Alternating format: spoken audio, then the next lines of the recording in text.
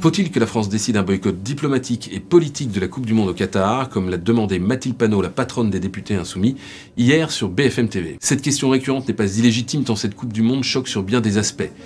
Conditions d'attribution scandaleuses, bilan humain épouvantable, on parle de 6500 ouvriers morts sur les chantiers, coûts écologiques désastreux, sans oublier bien sûr les atteintes aux droits de l'homme, notamment sur la question LGBT. On remarquera juste au passage que les amis de Jean-Luc Mélenchon étaient moins regardants quand celui-ci s'opposait au boycott des JO de Pékin en 2008, notamment réclamé par des associations qui soutenaient le Tibet. Mais la question continue de diviser au sein même des partis selon les convictions de chacun, et le malaise est palpable, y compris dans les rangs de la majorité. Emmanuel Macron a fixé la ligne jeudi dernier, il ne faut pas politiser le sport, a-t-il dit, mais cet argument bancal n'a pas convaincu grand monde. D'ailleurs, on n'a toujours pas bien compris la doctrine, le chef de l'État s'y rendra pour les demi-finales si la France est qualifiée, la ministre des Sports dès les quarts de finale, et dès hier, au Qatar, il y avait un ministre, Gérald Darmanin, visiblement sans cas de conscience, pour accompagner les 200 policiers et gendarmes chargés de la sécurisation de l'événement. De fait, il est sans doute déjà trop tard pour décider d'un boycott alors que la Coupe du Monde a déjà commencé, mais il n'est jamais trop tard en revanche pour dire les choses ni faire entendre sa voix, dénoncer par exemple les atteintes aux droits de l'homme, plaider haut et fort pour l'indemnisation des familles des ouvriers morts, ou encore protester contre le bilan écologique. Ce serait la moindre des choses, ce sont des combats que porte la majorité actuelle,